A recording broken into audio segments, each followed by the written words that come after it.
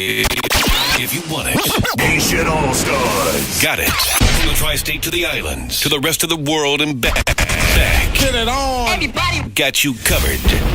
Haitian All-StarZ Factory. Yeah. And every other month he comes home sick. Yeah. And she would give him some home remedies that she learned from her Haitian parents. That's right. So for cold-like symptoms, her mother would make tea with fresh ginger and cinnamon. Yeah. Any sign of indigestion would lead her mother to making a pot of jiwof tea, which is clove tea. Yep. Yeah. And then you know about all of that. If she had a stomach ache or gas, another tea was the proven remedy. This time it would be tig shadek. Tea made with dried grapefruit peel. I didn't know that one. Yeah, Garlic I knew that skin and a pinch of baking soda. Some Remede Lakay were given to her without even having an ailment. For instance, before the start of every school year, her cousins and herself would be given a spoonful of Remede Lakay. Oh yeah, we know about that. Castor oil, and you know Haitians use that for everything. Yeah, man, we use that for You can put that in your hair. in the hair for a foot ailment, like whatever, man. Indigestion, laxative.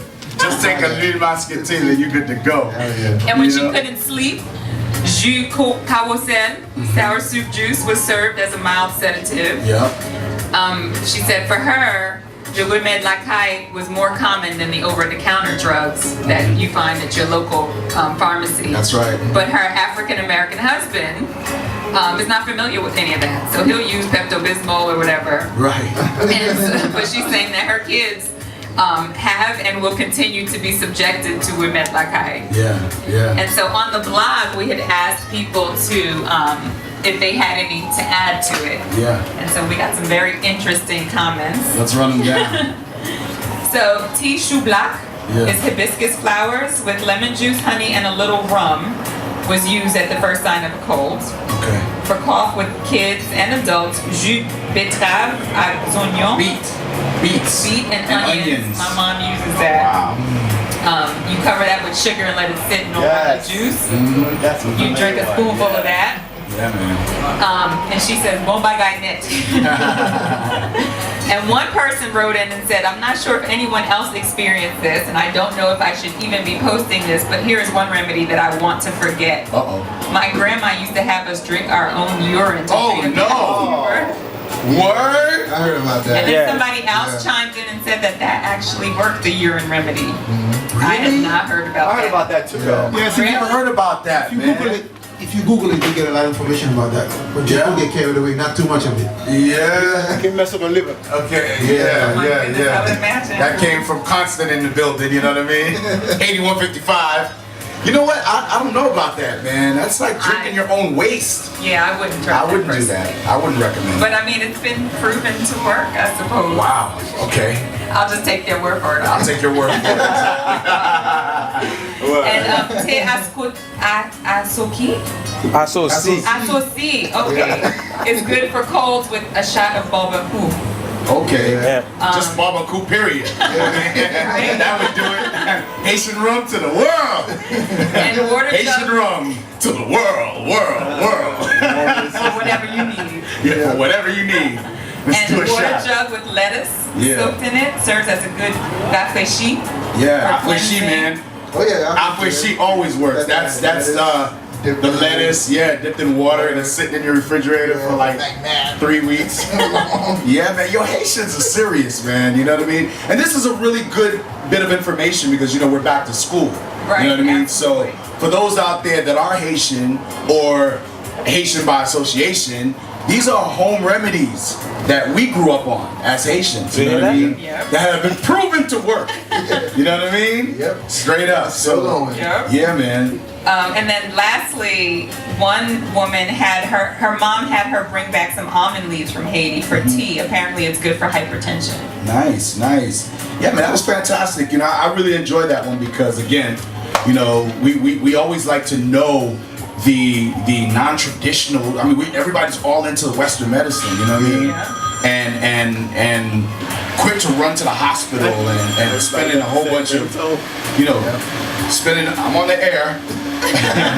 spending a whole bunch of money and doctor's bills, and then you get caught up. But I mean, these home remedies are just I think there's a movement now going back to being green and using natural and holistic medicines and stuff. Exactly. So I think there's really an interest in this kind of thing now. Absolutely, and it's very, cool that we're bringing our culture. We're letting you know what we grew up on. Like the pharmaceuticals trying to tap into the herbs now. Absolutely. Losing out on all these chemicals and all these side effects that they're giving people now. Absolutely. Tying them all on. Yeah, man. One great thing about going back to the herbs and spices and so forth is really once you tap into the medicine, you find yourself getting closer to earth. You want to start planting these seeds to grow them. So in other words, we start doing more research. That's right. To get closer to Mother Nature, because really we have no choice but to make an effort to go back. That's right. That's right. Very good point. Well, think about it. God made this earth as a self-sustaining planet, correct? Yeah. If it's a self-sustaining planet, that means he or she created it with every remedy for every ailment. We are just ignorant as a people, thinking that we can create our own without actually just delving into the earth. This is where it comes from. Right. Anything that they touch today, man thinks about it, he creates it, but he doesn't tell you where he actually gets it from. Right. So theoretically, they're just playing themselves. Right. That's all they're doing. And that's why I love our cultures, because it's a lot of those remnants that you just said are also things that you grow. Yeah, these are natural homegrown remedies. I was taught this as a child, the onions and beets thing, and I did it actually a few times, and it works like a charm. Yeah. Horribly, it tastes horrible, but boy, does it work. Yeah, and my mom, I have little kids, so sometimes she'll tell me what to do because I don't remember some of the stuff, and then some of the smells will come back and I'll remember, and I'm like, oh yeah, she did this on me, and it works. But that's another thing, a key fact that you must look at. You see how all of us are up in the age area, but we don't look it. We don't feel it. Speak for yourself. Girl, please, you don't look your age. Cut down. But yeah, we all look this well because we have a lot of seasonings in our food. The seasonings come from the earth. Right. They're natural.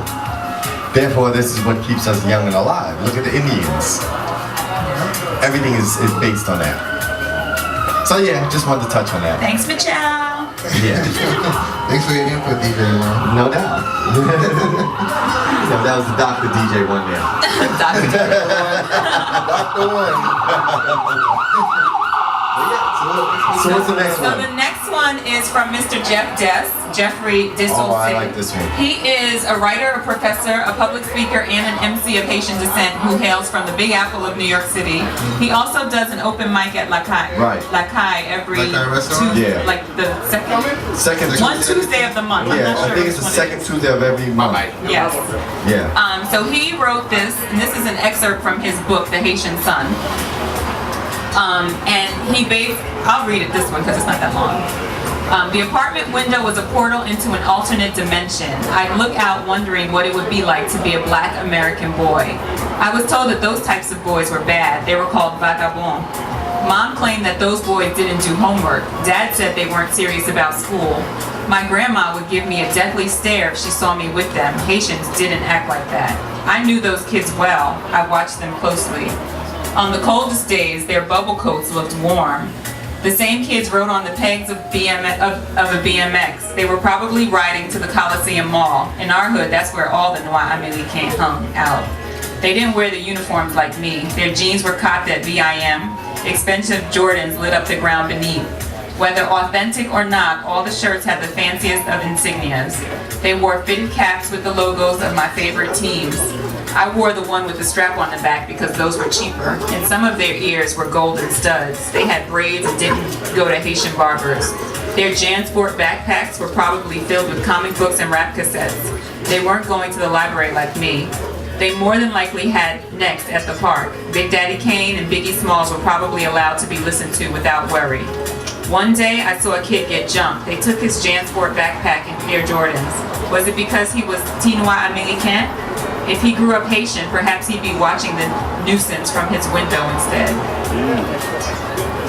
So I thought this one was interesting because I know for me coming up, my parents kind of had a negative attitude towards Black Americans too, and I think that was primarily just because the news, you know, like the media, everything bad that happened with somebody Black, and as a Haitian coming from Haiti, they didn't, you know, they couldn't relate to that, so that wasn't something that they did or understood. And so their understanding of Black Americans, I think, was skewed. I could relate to that story too, because I mean, I was born in Haiti when I came here at the age of 2, so I don't really know nothing about Haiti, but like my whole Haitian upbringing was through my parents and family and stuff like that, and then everything he described is pretty much like how I was born. And then as a kid, you want to be like the Black kids that you hang with. You want to go outside. You want to rock with them. You want to rock with them. You want to dress like them. You want to be cool too. You don't want to be Haitian. You don't want to, you know, identify with your own culture. You want to be like the American kids. You know what I mean? Because that's who you interact with. Like, that's right. You're in school, it's not like, because, you know, like I didn't interact with a lot. I didn't, like, my school that I went to, I was like the fair, like living amount of Haitians. So, you know, my friends have to be, you know, Black American, Jamaican, Trinidadian. So, you know, if you're not blending in, then you're like an outcast. Exactly. Right. And I think a lot of first generation Haitians, especially when they're young, have that conflict. Like you're kind of torn between trying to be cool like the kids in school or listen to your parents and stay away from those kids, you know. So I think that's like a tricky thing that we had to maneuver as kids. But you know, as you get older, you start like, you know, because what I used to do when I was in school, like when I got to junior high school, my parents believed in dressing up to go to school, you know, nice slacks, button down. So I'll put another pair of clothes in my bag. So when I get to school, I go into the bathroom, I put my jeans on, put my sneakers on, and then... Well, what's interesting is when I first came to this country, I went to high school, Erasmus Hall. And during that time, the communities were very divided. The Jamaicans were divided, from the Haitians were separate. But now, the African Americans that we're speaking about are our kids now. Now the young Haitian is totally American, completely. And you go to Haiti, they are just as American. You know, they all grown up with YouTube. You know, they are totally American. Even though, I mean, I see kids, but with friends, there are still those rules and regulations. You know. And my son is 10 years old. Sometimes I look at him and I'm like, wow. It's like, I'm American. He's American. It's like he's me. I'm watching him like, wow, this guy's totally American. You know, because.